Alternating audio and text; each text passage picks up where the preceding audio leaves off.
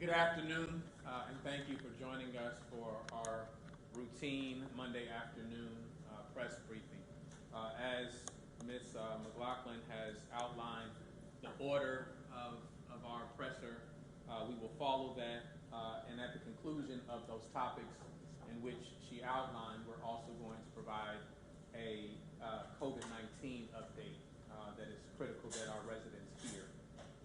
Before we begin, I'd like to take a moment just to congratulate the 17 JPD officers that were recently pinned as sergeants following not only the sergeant's exam and the entire process that followed.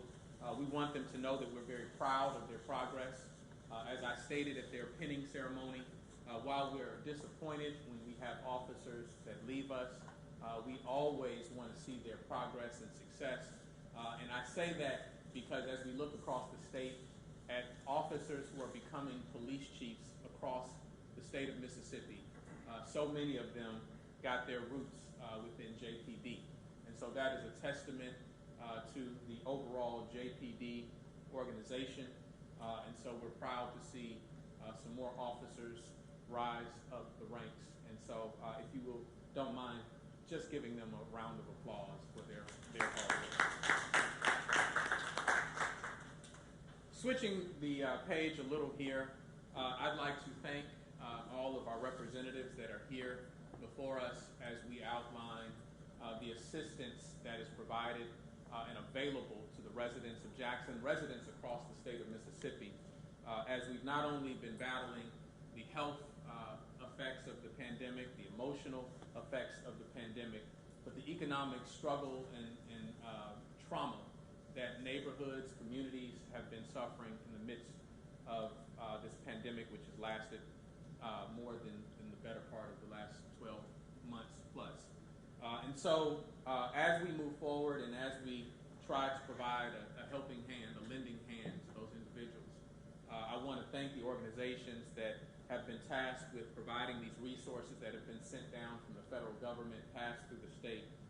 And they have a gargantuan task, not only in providing the necessary relief, but making sure that it gets to the individuals that need it most, that we're scratching where people are itching. And so I want to commend them and thank them for that. Today we have Rivers Orman with Mississippi Home Court, followed by Linda Waters and Robert Leslie with Entergy. And I'd like to bring them forward. We have it?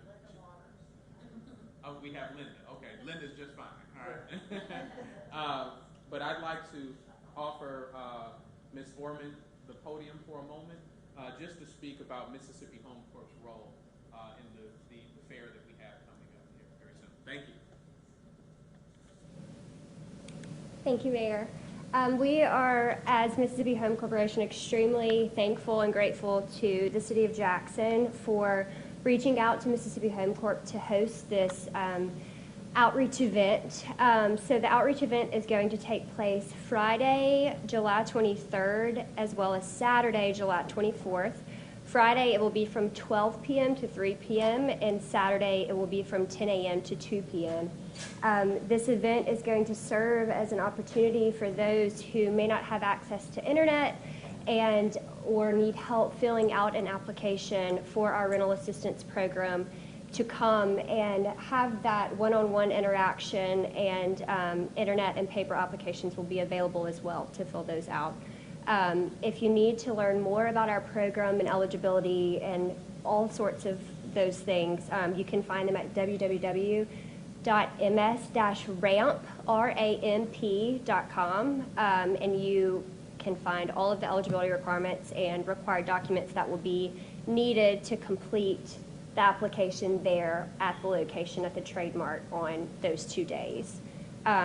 A brief transcript of what will be required: you will need a valid ID, a lease agreement, your landlord's contact information, proof you're at risk of homelessness or housing instability, income documentation for the year of 2020, and if income documentation is not available or you don't have an income We will have forms that you can complete on location as well.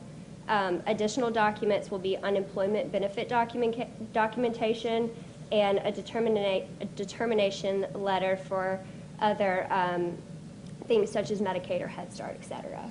So, Mayor, thank you so much for hosting this event for us at the Trademark Center. We are very grateful to be participating, as well as Energy and Atmos. Thank you all for participating as well. Thank you. Thank you. Once again, we'd like to thank Mississippi Home Corp for your role and support in providing the necessary assistance to residents across the state of Mississippi. I think it is important that our residents understand that we need you to meet us. We need you to come and join us at the fair, to sign up. We can't draft you into these programs. And so this is, much needed aid to be provided to individuals. A basketball coach once told me that you miss 100% of the shots you don't take, all right? And so we need you to come to the fairgrounds, see if you are eligible and receive some of the funds that are available and need to be spent in order to assist. Not only are there resources for the benefit of rental assistance, there are resources that are intended to help people who are behind on their utility payments. Not only is the City of Jackson looking at our customers within our water sewer division, we're also happy to be joined by Entergy and Atmos to speak about this program and their participation. So I want to invite you to the podium to share a few words. You can both come.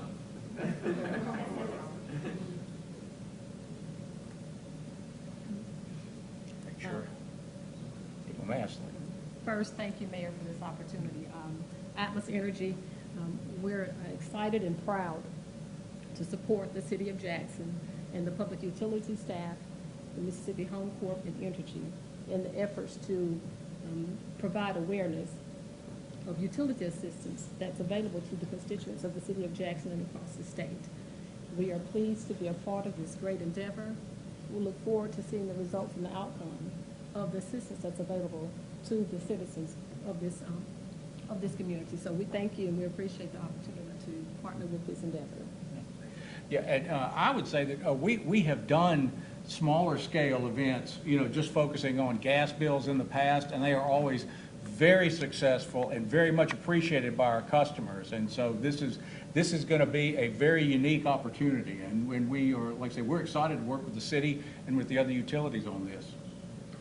We are, and for one last comment, if I may, we'd like to invite the constituents to also visit our website for additional information on assistance that's available at www.atmosenergy.com.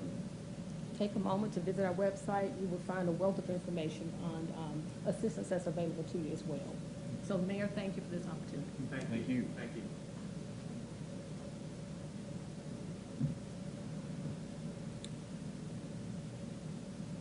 Let me take a moment. First and foremost, forgive me that my notes may not incorporate your name and your representation. Can you? Amy Davidson. Okay. Amy Davidson. I'm a teacher. Okay. At this time, I'd like to invite Ms. Davidson to the podium to speak about Entergy's participation as well. Thank you. I think I just want to add to what my colleagues at Atmos said. We're happy to be here. Thanks to the city for reaching out to Mississippi Home Corporation, which we've been working with already for our customer assistance. This is a great program for those that rent in our city that were impacted by COVID, and we're going to be there to do whatever we can to help all of our customers. So we'll have volunteers there, and we'll look forward to folks coming out and getting some help as they're struggling through this time. Thank you. Thank you very much. Thank you very much.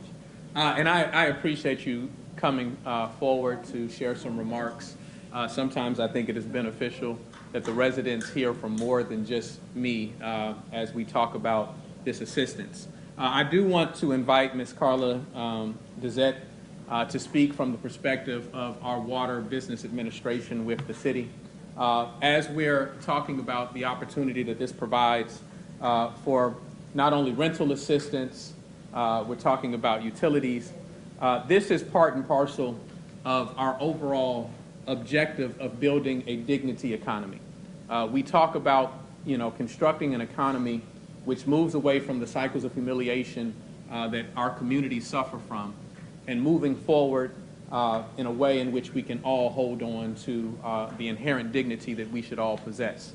And so there's nothing that provides more dignity than being able to meet your bills, being able to pay your rent, pay your utilities, and provide the protection and the necessary components of life for your family.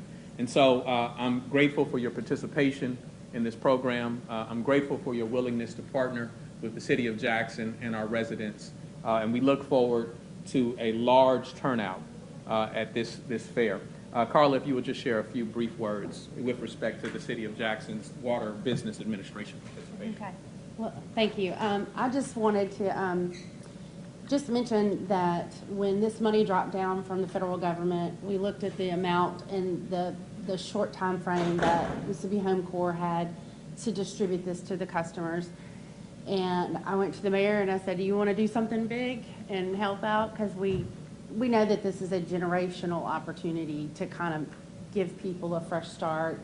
And the assistance that Home Corps can provide is up to 15 months of assistance. And that can be a game changer for a family. So we just decided to jump in and reach out to Home Corps and see what we could do. And it's grown and turned into a large partnership with all of our other utilities. And we're just so grateful for it. So. Yes, thank you. Thank you. Once again, exciting opportunity, and we want our residents to take advantage. For the individuals who are struggling, who come to City Hall, go to our water department, complaining over their bills, this is an opportunity to help you. And so I ask that you come out, I ask that you tell your neighbors, I ask that you tell your friends, and this is an opportunity, as you have said, for a fresh start, an opportunity that can really be a game changer for so many people. And so once again, we have to make certain that we are meeting people where they are, that we are scratching where people are itching.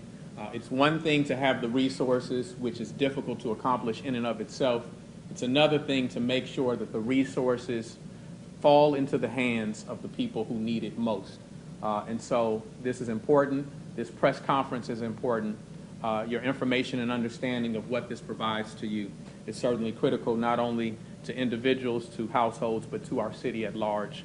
And so we would like for people to come and participate. Next on our docket, we have JTRAN as we celebrate JTRAN's open house, which will be tomorrow, July 20th, at Union Station. And I'd like to invite not only Jordan but Christine forward to speak about JTRAN's open house and what this is about. Thank you.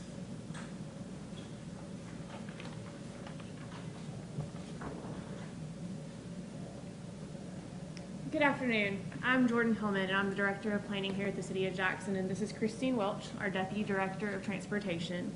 Together, along with our partners, the riders, and our community, over the past few months, we've been working on a project called Connect Jackson Transit Plan. Many of you may have participated in the survey work earlier in the spring, or in some of the advisory committee meetings, or through other forms of participation. We are at the point where we are ready to present some options based on that feedback. So we have heard from riders and stakeholders about how they use the system and what they want to see improved. Riders also weighed in on where they would like to see better service. Many of these requests were answered by our new proposed bus network. Key features of the proposed plan include faster and more direct trips with more convenient access. The new bus network being considered offers a new and improved JTRAN experience. Here are a few ways you would benefit as a JTRAN rider if we went forward with this system. You would have faster and more direct trips. There are now 10 simplified routes.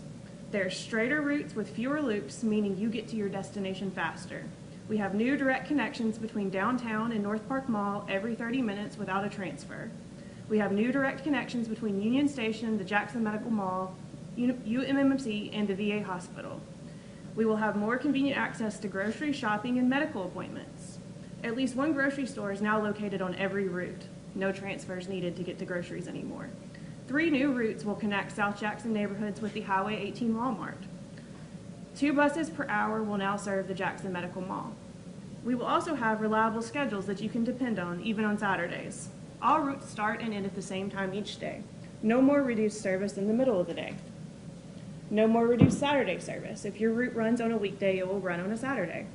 The route schedule is actually the same all day, every day. And the easiest way to illustrate how significant that is to our ridership is right now, this is our schedule on a regular week. As you can see, different buses go different places at different hours. It doesn't matter how well you know the system, it's very difficult to navigate. The new schedule is standard across the board. All buses move with the same schedule. So once you learn how to move around on the JTRAN system, it's a lot more understandable. And that was one of the things the riders specifically did ask for. The other things we want to speak about are increased access to key activity centers. On weekdays at 7 a.m., the new bus network would increase the number of people who can access jobs, shopping, and services by 31% on average. The new bus network improves access even further in the middle of the day. At noon on a weekday, access to key activity centers within an hour is improved by 49%. And Saturdays see the greatest increase, with nearly 30,000 people or more able to travel to places like North Park, UMMC, Midtown, downtown within an hour. On average, Saturday access is improved by 56% over the existing network. The city is also considering other future improvements, such as on-demand service and improved frequency on certain routes. These are the things that we are wanting to get some input on. So to participate in evaluating the new route schedule and letting us know whether or not if it matches what we heard and it serves you well, there are 2 ways to participate. One will be tomorrow night, as mentioned by the mayor. We are having an open house at Union Station, Tuesday, July 20th, from 4 to 6 p.m. That's at 300 West Capitol Street, in our own West Capitol. Mask will be required. And that's a come-and-go event. We will have our planning team on hand to answer questions, to give very one-on-one access to understanding the system and how it will have impact on our riders. The other way to participate, and this is particularly important given that COVID has started to make a comeback in our community, you can participate online by visiting JTRANtransitplan.com. That's JTRAN transitplan.com. On that site, you can now actually see a full story map of everything that has happened to date. It's a really, really good documentation of the process. I would encourage the media, anybody interested in any more information about this, to look at that story map. It walks through everything our riders told us, to how our existing route service works, to how ridership is in some areas and isn't in some areas, to how our paratransit system works, and how the new routes actually work going forward. And then it directs you to a survey to help us understand how this will impact you as a rider or as a community member, and also help us understand how to evaluate future decisions we make about whether or not we work through more on-demand service or work through improving the existing frequency of a fixed route network. So with that being said, I do want to turn it over to Christine Welch, our Deputy Director of Transportation, because this project has been her baby to date, and I want to give her a chance to talk about what it really means to the operations of JTRAN. Thank you, Jordan, and thank you, Mayor. To the citizens of Jackson, Mississippi, for quite some time, we've heard you all, but we were unable to do anything about it. This is an opportunity for you all to speak to us. Look at what we've done. South Jackson in particular, I know for some time, I recently got an email as late as yesterday concerning about South Jackson. Come out, give us your opinion, give us your honest opinion. How will it impact your life? We're here to serve you, so if you can just come out, go online. We want your opinions, and they do matter to us. Thank you. I will wrap up by saying that this is our proposed route scenario, so these routes would not go into effect until after this plan is adopted, and that a implementation plan is put together. So there will be a significant amount of communication still going forward before we adopt these routes and before we move into implementation.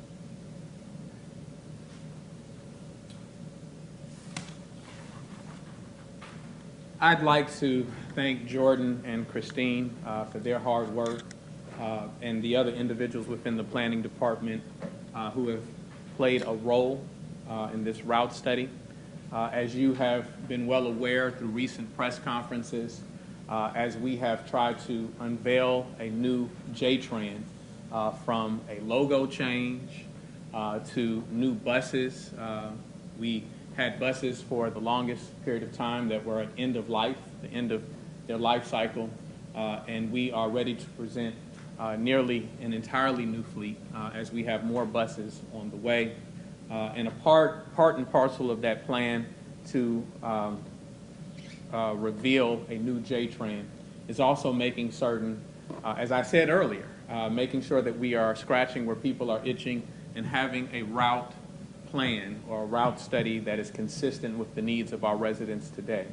As we talk about dignity, as we talk about a change in how we view our economy and how we view the supports we provide to people, one of the greatest statistical corollaries between generational poverty is actually mobility, people's ability to get to and from the things that they need to do, to and from opportunities.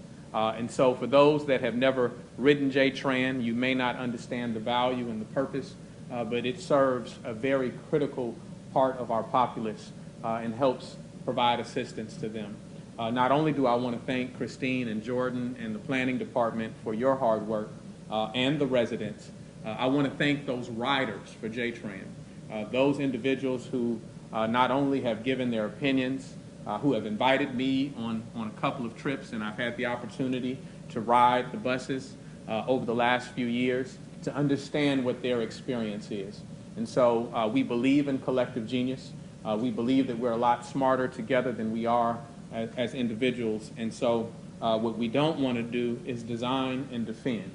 We want our residents to be a part of adopting a route study, adopting a plan that is consistent with our vision collectively for moving forward. And so I'm excited about the open house. I'm excited about this new route study. I'm excited about the input we are sure to receive from our residents.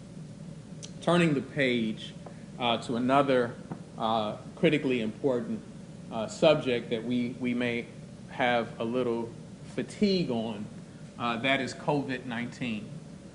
It is important that we recognize that our risk is higher than it's ever been before as we see the resurgence of the virus. To take a quote from Dr. Fauci, we are seeing a pandemic amongst the unvaccinated. And so as people have become weary of wearing masks, become weary of all of the protocol that we have established in order to protect people, they have been desiring the expiration of our mask mandate. It is important that they understand that that is all dictated by our ability to become vaccinated, by our ability to not only protect ourselves and our family members, but our community at large. Presently, the city of Jackson the state of Mississippi has a I just have the numbers for the Hinds County. Hinds County has a 42.2% vaccination rate. That is an improvement over where we have been for the last few months, but only marginally so. And there's only a 37.7% fully vaccinated rate. The first number was individuals who have received at least one shot. We are woefully behind the national average, and what we are witnessing is the thing that we feared. When we had the visit of First Lady Jill Biden, we were talking about unvaccinated communities. We were talking about the threat that lies within those communities. And so we need to do better. We need to meet people where we are. I will be broaching this subject with our COVID-19 task force to see what we can do additionally. We have been grateful for the support of both local professionals, state professionals, the task force themselves, as we had our vaccination day that the city sponsored. And so we'll look at what other additional efforts we can unveil.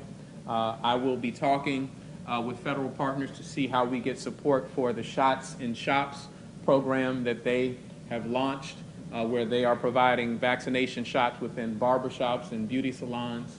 We want to do everything that we can to make it convenient for individuals. For those that may be critical of some individuals who have not received a shot, I want you to understand just how large of an undertaking this is, where we have so many people that lack sufficient health care, lack sufficient health care providers. What we are asking them to do is deviate from every norm that they have established. If you've never gone to the doctor, we understand that we are now asking you to do something that is unfamiliar and quite foreign to you. But we're asking you to do it not only for your protection, but the protection of your mother, your father, your grandparents, even your children, as we have seen an increased impact of the Delta variant as we see the resurgence of the COVID-19 pandemic. The overall message is that we need residents to become vaccinated. And so if you have the opportunity, if you've been debating and battling this question of whether you will get vaccinated or not, please do not wait until it's too late. Once again, to quote Dr. Fauci, right now we have a pandemic amongst the unvaccinated. And so I just wanted to reiterate that message. At this time, if you have any questions, I would like to entertain those. I would prefer that we first entertain questions related to any of the topics that we have talked about thus far, and anything else that you want to speak to, we're prepared to answer. I'm going to go right to left this time. Yes. Yes, Mayor. With the moratoriums ending soon at the end of the month, and having this program that will help people find a place to keep affordable housing, what are your expectations for this event, and what would you tell residents that are facing these struggles? And I'm going to do my best to repeat the question. That is one of the things I fail at almost every press conference, because I know that not every microphone picks that up. The question was, with the moratoriums ending very soon, what are my expectations for the fair that we're going to be having coming up? Well, my prayer is that it is wildly successful.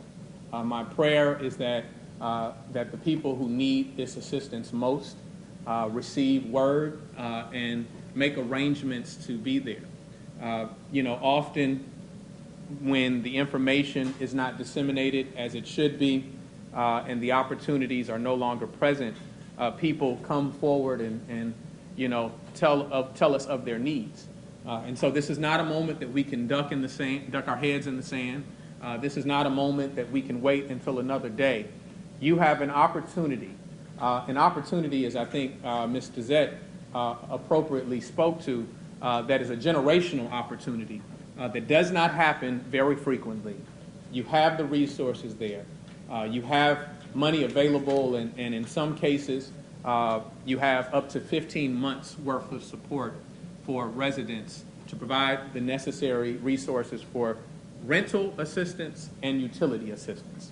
As you have seen, and I'm thankful once again for the representatives that have joined us, representatives from ATMIS, representatives from Entergy, representatives from our own water department, and not to leave out Mississippi Home Corp, all here just to speak about what an opportunity we have in front of us. And so we want it to be wildly successful.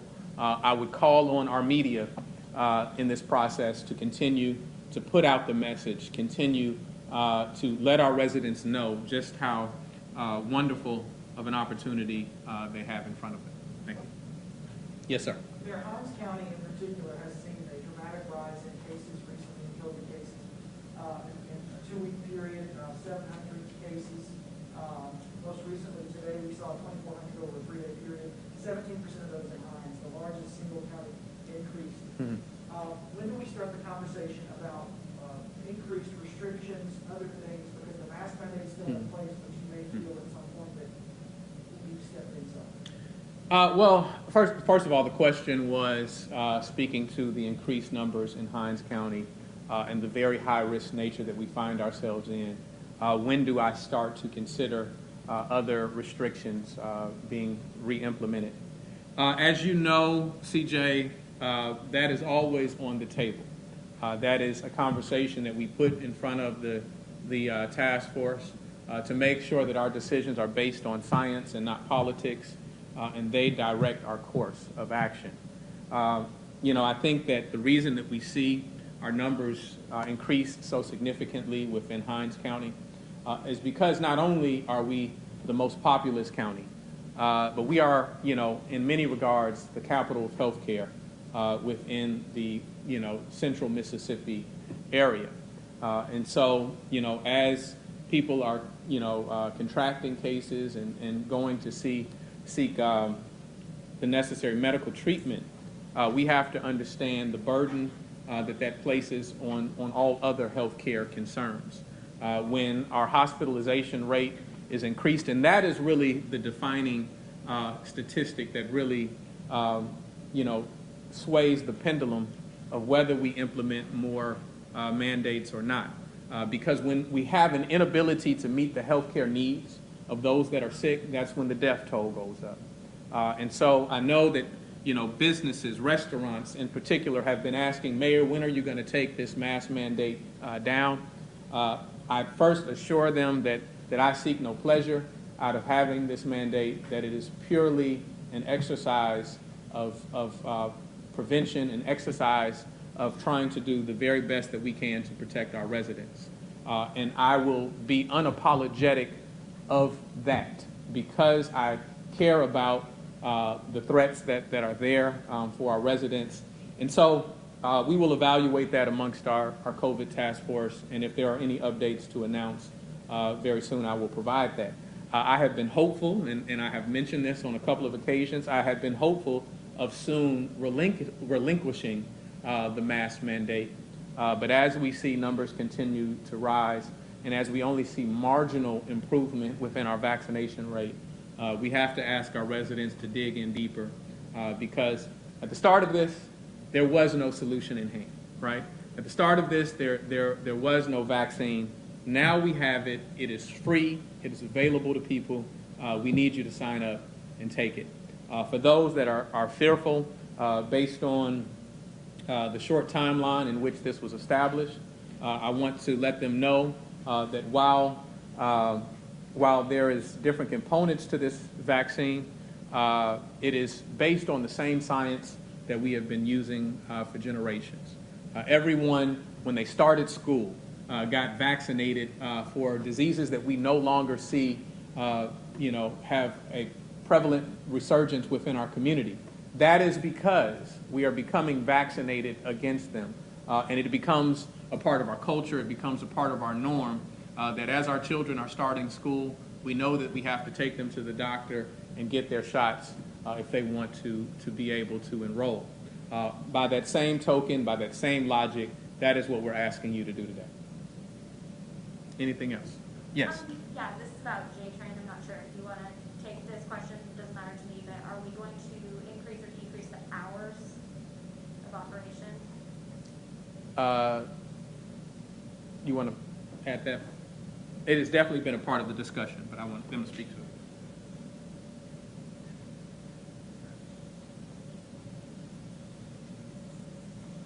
The transit study has revealed that there is a request for extended hours. This initial rollout is going to extend the hours for consistency, as opposed to now we have various time spans where there are service in certain areas and then it leaves for 4 or 5 hours and then it returns. Now we're going to go all day, 6 days a week, the same service, same hours. We'll be pulling out basically about the same time we are right now. We pull out every morning now at 5 and the last bus comes in at 7:45. Yes, sir. Mayor, I wanted to ask you about the statement you released after the governor announced his public safety initiative last week. You had mentioned that the problem was solved, the crime did not be solved, and police and oil. You mentioned the state had failed to provide adequate funding in that regard. And you listed some examples from joblessness, mental health, poverty. Mm-hmm.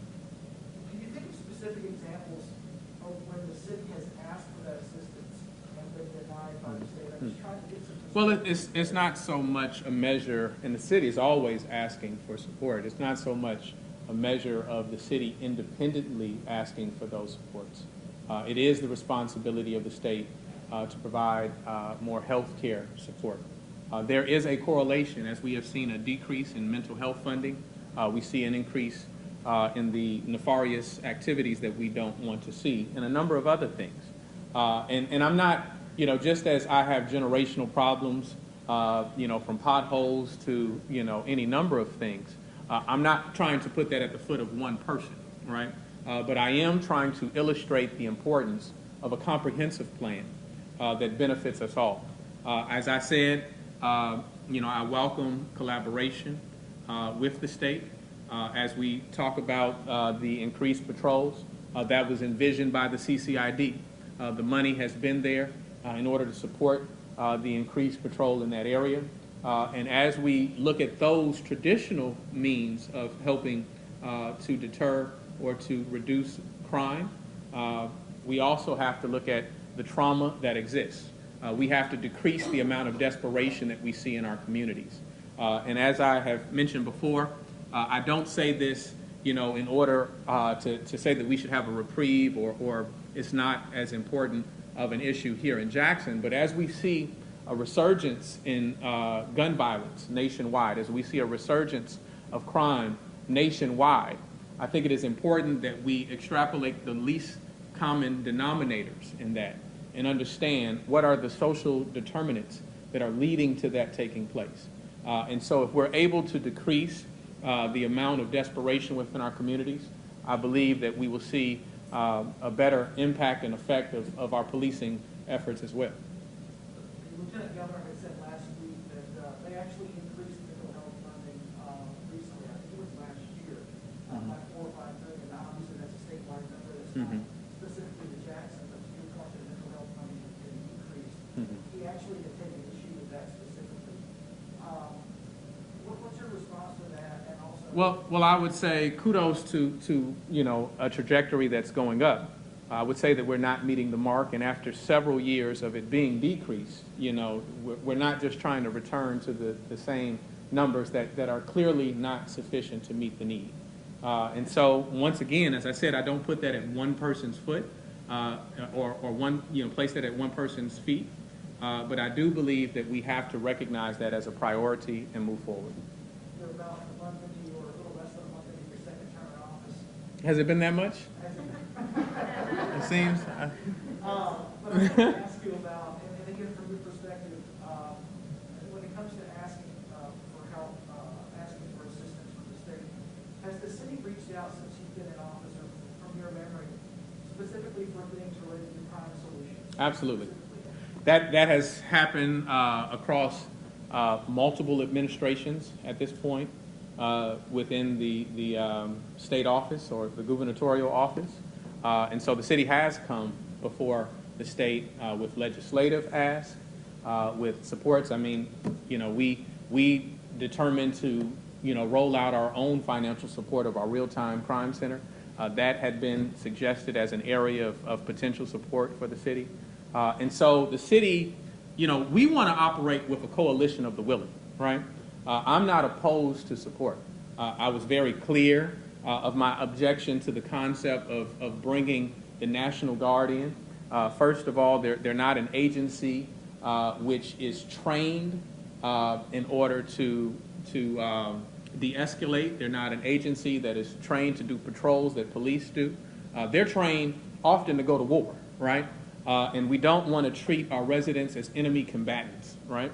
And so not only is that not a good look in terms of that not being the area of training in which they have, but it doesn't represent good optics within the city for economic development. It doesn't represent the love and support that we want to see across our city for our residents. And so I have stated objection to that. I've never stated objection to state support, or for that matter, federal support that addresses the needs that we have in our city.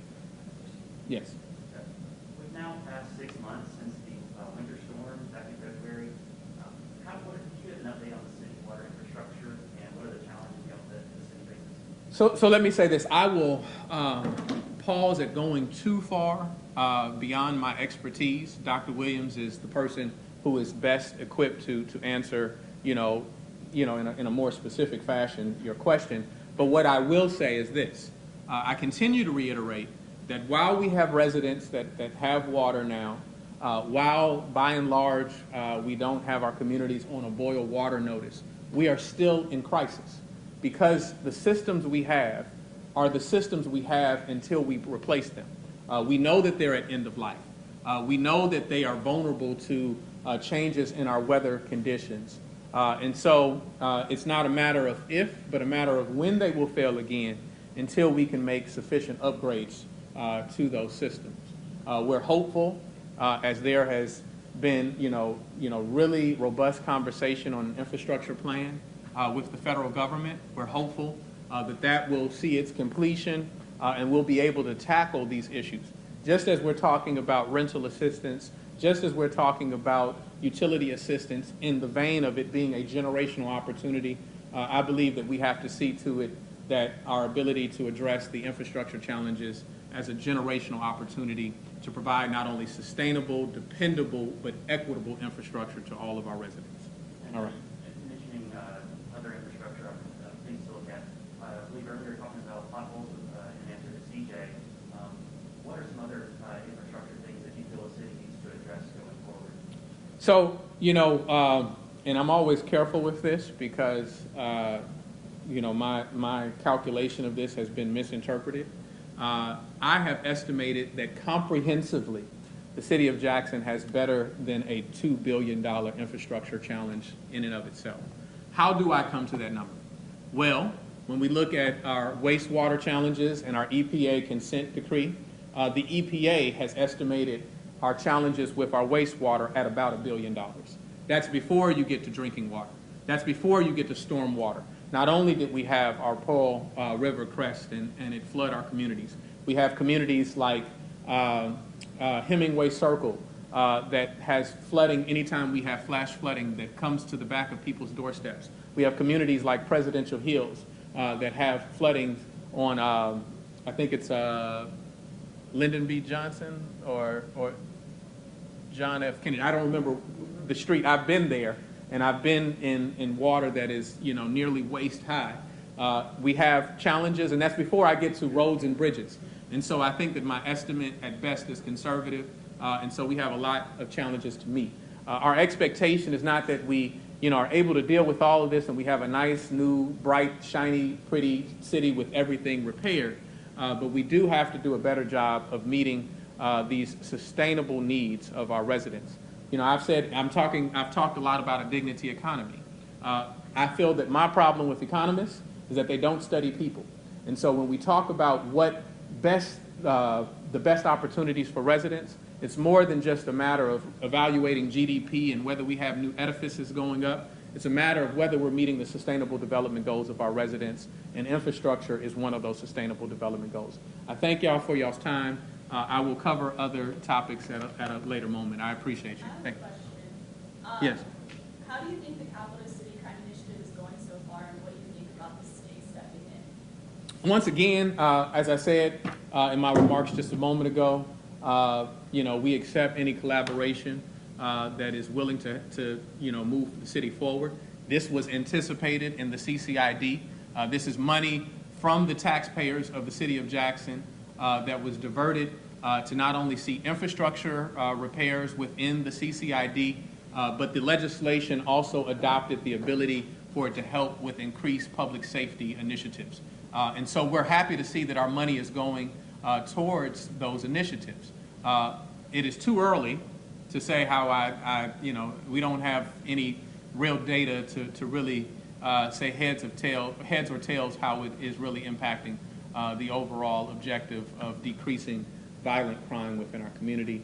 But we're prayerful that not only that, but additional efforts that we may implement will support our objectives in that regard. Thank y'all. I appreciate you. Thank you all for joining us today. As we reiterated a lot, there will be flyers and information posted to our city's website. As a reminder, the event this weekend is for renters. And for those homeowners who would like to participate in the city's program, please contact the Water Sewer Business Administration at 601-960-2000. And there's also an email that will be utilized as WSBA Assistance Program at jacksonmiss.gov. So again, please check the city's website for all of this information so that you may take part. Have a great afternoon.